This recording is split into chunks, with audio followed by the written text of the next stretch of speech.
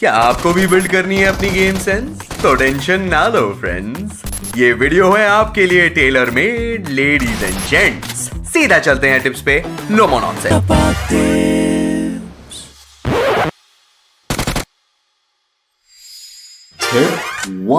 तो दोस्तों, game sense improve करने के लिए सबसे पहली और इंपॉर्टेंट चीज है मैप की नॉलेज। आपको अपने फेवरेट स्पॉट्स मैप पे आइडेंटिफाई करने हैं और उन जगहों को प्रॉपर्ली स्टडी करना है ताकि उन लोकेशंस के आप राजा बन पाओ। फॉर एग्जांपल, अगर मुझे स्कूल अपार्टमेंट्स में फाइट दी जाए तो मैं वहां पे आराम से बंदे को नॉक कर पाऊंगा, क्योंकि मैं उस लोकेशन से फेमिलियर हूँ। मुझे पता है कहाँ से एनिमीज आने वाले हैं और कहाँ से मुझे एक अच्छा एंगल मिलने वाला है जिससे मैं बंदों को डाउन कर पाऊं। और अगर मुझे कभी भी भागना पड़े तो कहाँ से मैं क्विकली भाग सकता हूँ। ये सारी चीजें मुझे स्कूल अपार्टमेंट और स्क्वाड हाउस जैसे लोकेशंस के बारे में पता है। और स्क्वाड हाउस की अगर बात करें तो यहाँ पे कहाँ से नेड फेंकना है, कहाँ से मुझे थोड़ा एंगल बनाना है, वो सारी की सारी चीजें मुझे पता है और इन्हीं की मदद से मैं यहाँ पे ज्यादातर फाइट्स को जो है विन कर पाता हूँ।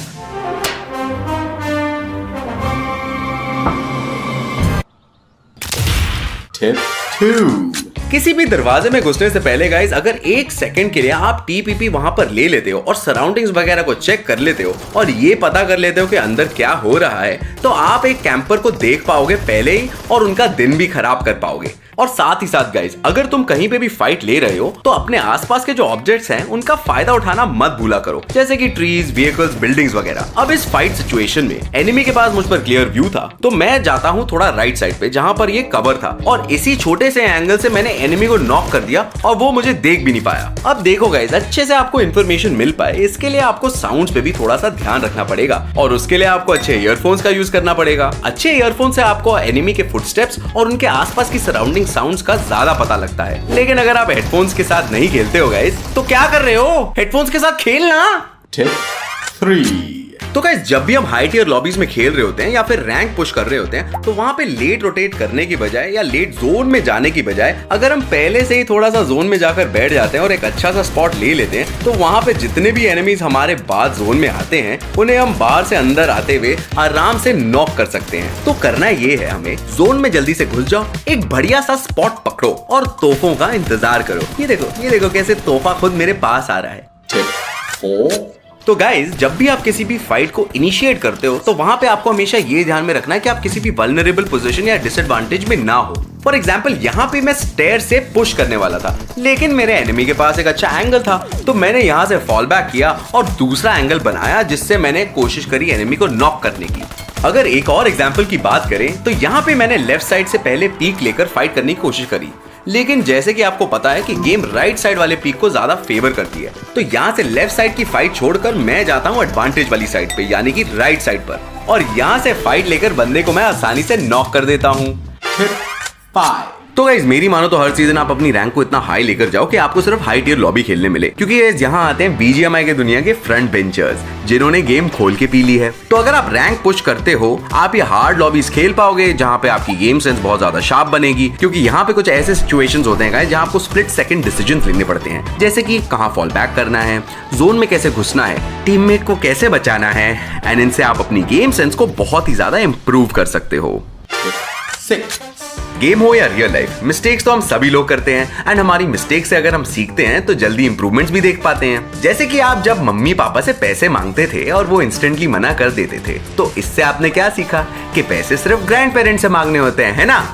तो गाइस, यहाँ पे मैंने विदाउट स्मोक पुश करने की कोशिश करी जबकि मेरे एनिमी को मैं आसानी से दिख रहा था, लेकिन अगली बार ये गलती ना करके मैंने पहले स्मोक किया एंड देन पुश किया और इसी की वजह से यहाँ पे मैं एनिमी को नॉक कर पाता हूँ। एंड अपनी गलतियों को आपको पता चल पाए इसके लिए आप फिनिश का रिप्ले भी देख सकते हो जहाँ पे एनिमी ने आपको कैसे मारा, आपका क्या गलती हो गया। तूने गेम तो प्रैक्टिस किया है ना, वो सब आप देख पाओगे।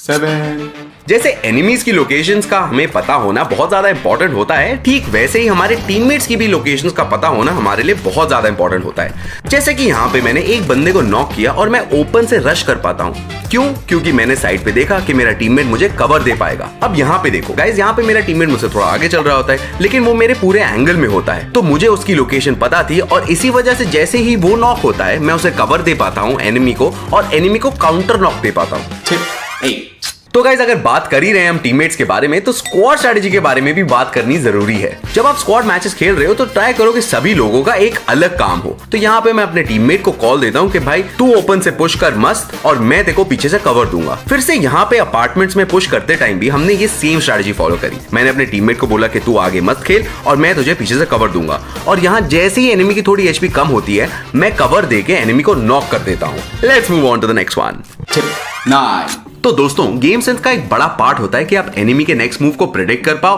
और ऐसा तभी होता है जब आप गेम को ज्यादा से ज्यादा खेलो। फॉर एग्जांपल यहाँ पे एनिमी से थोड़ा 1v1 करने के बाद मेरी जो एचपी है वो कुछ ज्यादा ही कम हो जाती है। तो ऐसे में अपने आप को बचाने के लिए मैं फटाक से कवर में जाता हूँ। अब यहाँ पे मुझे पता था कि एनिमी को भी ये बात पता है कि मेरी एचपी कम है, तो वो मुझ पे जरूर पुश करना चाहेगा। तो यहाँ पे मैं सिंपली कवर में गया और स्कोप ओपन करके उसकी वेट करी, और जैसे ही वो आया मैंने उसे नॉक कर दिया।